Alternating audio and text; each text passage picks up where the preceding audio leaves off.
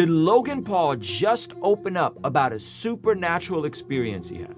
Buddy, God kicked me in the as hard as he could. There is. But the reason why may shock you. In a recent exchange between him and George Janko, he said some rather unflattering things about George's Christian faith. Surprisingly, the backlash he faced was massive. Shortly after, a 3-part revealing multi-series documentary by CoffeeZilla was released alleging Logan's crypto zoo scam. Ironically enough, CoffeeZilla also identifies as a follower of Jesus. And as you can imagine, this series obviously went even more viral and caused even more backlash for Logan, forcing him to issue a scathing response to CoffeeZilla and finally take ownership of some of the things he said toward his friend George. So in this video, we're gonna look at the things Logan Paul said happened behind the scenes that led him to make this statement. I feel it, George. Like, I feel God's presence in my life. Ruslan. In a turn of events, Logan Paul's latest podcast is very interesting. Now, I'm not going to cover any of the crypto zoo things, just specifically to the things pertaining with regards to faith and Jesus and God. I have another video coming out on the Blessed God Studios channel with my thoughts on CoffeeZilla's response and the entire crypto zoo thing. But let's jump into this. This is at about 35 minutes into their podcast that dropped today, which I found extremely interesting. Just a heads up. Hide your kids, hide your wife. Explicit, explicit, explicit. All right, so you've been warned, okay? I'll try to do my best to edit it on the replay. Here we go. If you didn't know, you probably do. And by the way, I'm playing this at 1.25 speed just for the sake of time. So if you're listening, this is back at 2 speed. It's gonna sound faster. Okay, so here we go. I made some pretty out of line comments to George about George's beliefs, and I said I'm not gonna say what I said. I'm not even going there again because I'll tell you why. The following 3 weeks have been the hardest period fucking life, buddy. God kicked me in the dick as hard. Again, there's some profanity in this. As he could. It's soon we call as it that started a happening. God smack. I went God smack, son. There's no way. We started off in Qatar. I got violent food poisoning. Oh, before that, camera taken away at the airport. Oh yeah. Immediately, $20,000 camera taken. We were invited by Qatar. We landed in Qatar. Camera stripped from us. All right, fire. $20,000 camera. No problem. What you got? We got it back a couple days later. But we get to my hotel. It's just little things here and there. Things aren't showing up. We misscheduled. Next day got alcohol poisoning. Find it interesting. He got food poisoning and alcohol poisoning back to back. The odds of that, I don't know. I don't drink, but Qatar was the first time I felt the wrath of God. And then and then So he's kind of joking about this, but he says, first time I felt the wrath of God. The timing of this is very telling, okay? The timing of all of this, while he makes these statements about God and Jesus F's and all this wild stuff he said in that initial video, which I covered on the channel, everything like happening back to back, and then the CoffeeZilla unloaded clip, very fascinating. So he goes on to make some pretty interesting statements here in this conversation. The Zilla stuff dropped, and I had some shit happen in Denmark when I was supposed to meet my girlfriend's parents. me and you got in a scuffle. Wait. outside the game. Oh, me and Mike got in a massive fight. This is how dramatic Logan Paul's life is, that he almost got into a fight with his best friend and doesn't remember while he's reciting all the bad things that happened to him. That's fascinating. Face, because Nina put her finger, she's a pointer, and she put her finger in Mike's face, and Mike rightfully so goes, "Get your finger out of it." and then I Rightfully so, Mike. Big props to Mike. I mean, hey, this man's, pushing back. Instinctual. I go, "What the girl?" No, you said, "Now my finger's in your face. What are you gonna do about it?" That sounds more like. And I literally just said, "I'm going to go in the game now," and I walked away. But it was just a representation of just how horrible things had gotten. Listen, ironically, I defamed Jesus and God, and I felt his wrath. And by the way, I want to make something clear. Yeah, that's the second mention of it. He said it twice. I'm not sure if he's joking here or not. And I have something I'd like to say to you that I've been thinking about, but I'm going to say that for a second because I want to hear your take on this. But So he makes this revelation. I'm not a fuck. I believe in God. People think I don't believe in God. I might not identify as the same God as you, but it was very telling to me how the karmic energy of the universe, this is what I'll call it, just went right back around and put me in my place. Wow. He called it the karmic energy. I think he had it right the first time with the wrath of God. You want me to tell you something?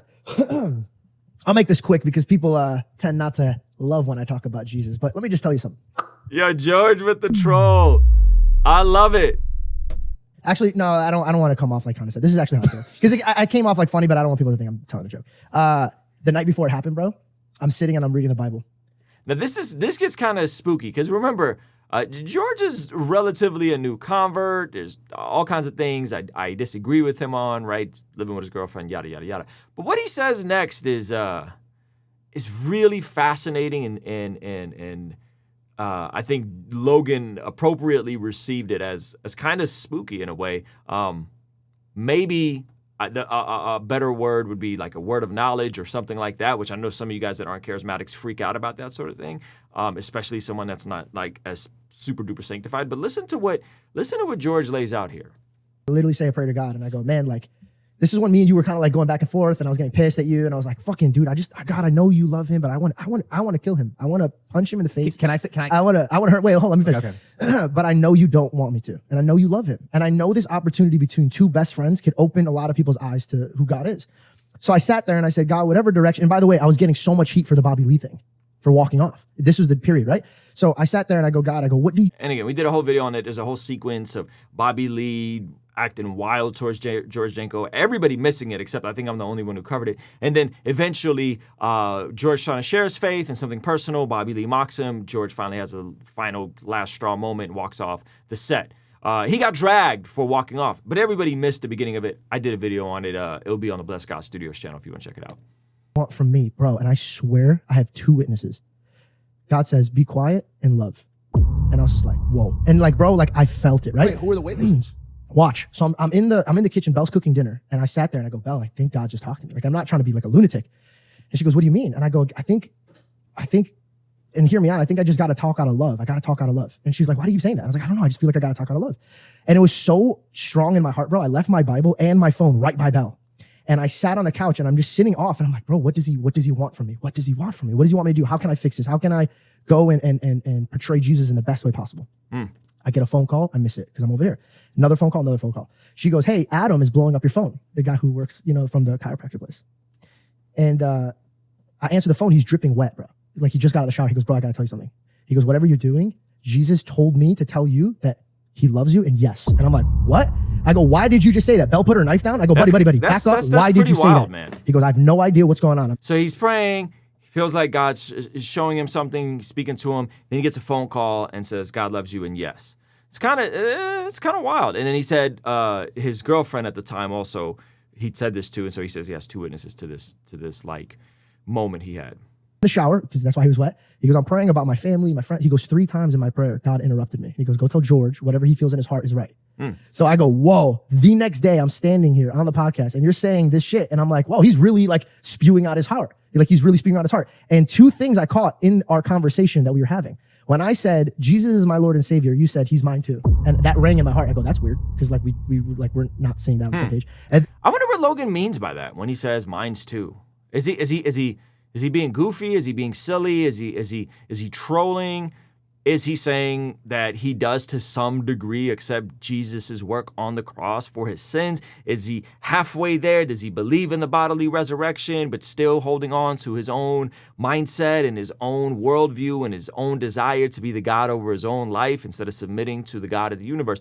I'm really curious what he meant by that statement. And I remember him saying that in that initial argument they had. So I don't know. I don't know what he meant by that. But I find it really interesting that even George is, reciting this back. You were fighting that I needed a therapist and that the Bible wasn't enough. And I said, I think the Bible has more knowledge than any man. And you said, I think that's merit to it. Wait, say that again. So that's interesting. He agreed that the Bible has more knowledge and more merit than any man. You say that again. That the Bible has more wisdom than a man who's trying to or woman, or whatever, therapist. And you said, yeah, I believe that has merit to it. And it was at that moment, bro, where I was like, oh my God, like we're learning. So how I see it is God has an arrow, right? And I'm sitting here thinking I'm right. And you're sitting there thinking you're right. And I had a habit of speaking out of like, yo, I have to convince you, I have to do this. But sometimes it didn't come from love because I'm convicted and I'm just trying to like help you. And then you're like, nah, fuck that, blah, blah, blah. And I could preach. How oftentimes do Christians strictly play the game of trying to convince instead of speak from a place of love and wanting the best from the person? Are you fighting to be right, or are you fighting for the person to be reconciled? Interesting thing to consider. all we had to learn is like, regardless of what you say and regardless of what I say, speak out of love. Speak out of love. So then when the whole world went from like, look at this pussy, he doesn't know how to talk, he's so stupid, he talks about Jesus, he walks off, and then you did what you did, and then God literally took the whole world and flipped it on its head. And it was right at the moment where I was like battling. I'm like, God, like, you gave me everything that I have to sit in this chair. I go, am I speaking too much about you? Are people getting annoyed? Like, what's the deal? What's happening here? And to be honest, bro, like, it just came to the conclusion of this. There is a very, very, very real God. I don't care who stands before me now. There is a very real God. And if anything, Logan, you should take away that, bro, like the Japan thing was one thing, but you're a good-hearted person. And you learned from that and you moved on. And a lot of people in the comment section was like, Logan doesn't deserve George. George should leave and go do other podcasts. And I sat there and I really mean to say this from my heart, bro. Like, what? This is really powerful right here, what he says next to him. And some of you guys might disagree. Some of you guys might say, George is sinning, George is cussing, George is out of pocket. But listen to what he says to his best friend in this moment. And listen to how Logan receives it. And then you could do the discerning and deciding amongst yourselves on if this is George planting seeds right now or if he's in complete error. Listen to what he says to him. What kind of man are you that when your friend says something or does something that you're like, okay, now the one time he fucks with me, I'm out, I'm done. I'm not. Like, it really made me realize that we are in a generation fueled by burn the neighbor that's next to you. And I just wanted to take the time to say thank you for everything you've given to me. Thank you for the opportunity you've given to me. I'm sorry you're going through what you're going through, but God loves you and he is still with you regardless of the situation that you put yourself in, regardless in the light. By the way, I like how he doesn't soften the blow. Regardless of the situation that you put yourself in, right? Like he's not pulling punches here. You want to paint yourself in. There is a very real God that will walk through this journey with you, even though the whole world turned against you. Come on, that George. God is right near you. Neither him or me or Mike or any single person here will ever abandon a man like you because you're not worth abandoning. And I love you. Sheesh. Man, that was some heavy stuff. Now, again, there's a whole bunch of stuff he says after this that I probably disagree with. Some stuff he said before this. Logan Paul with the karmic death thing. A bunch of stuff. But nevertheless, the fact that he's not willing to abandon his friend while his friend is going through, this is one of the biggest blow-ups he's had since the whole Japan thing. And this is on the back of Logan Paul being extremely disrespectful to George about his faith. Something as personal and as sacred as somebody's faith, and specifically his faith in Jesus, which George openly talks about all the time. Yet he continues remaining close to him and standing near him and still preaching to him in a way. I find that very courageous. I find that very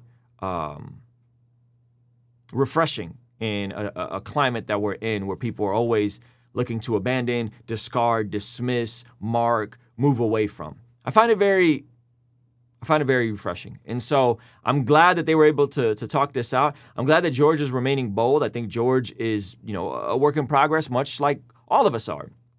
And he's far from perfect, and I think he would tell you that. But I appreciate him just being bold. I appreciate Logan apologizing. I appreciate the whole thing. I don't know how the CoffeeZilla and the whole investigation thing is going to play out about this whole crypto nonsense stuff.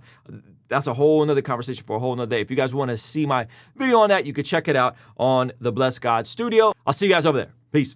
Hey guys, I'm Ruslan from the future. Christians stopped influencing culture and all got exiled to a tropical island. Help me in the effort to influence culture with contextualizing the gospel through faith-based media, and sign up for our Patreon for only $5 a month and get me out of this place, all right? You get exclusive access to podcasts, daily after-party streams, access to our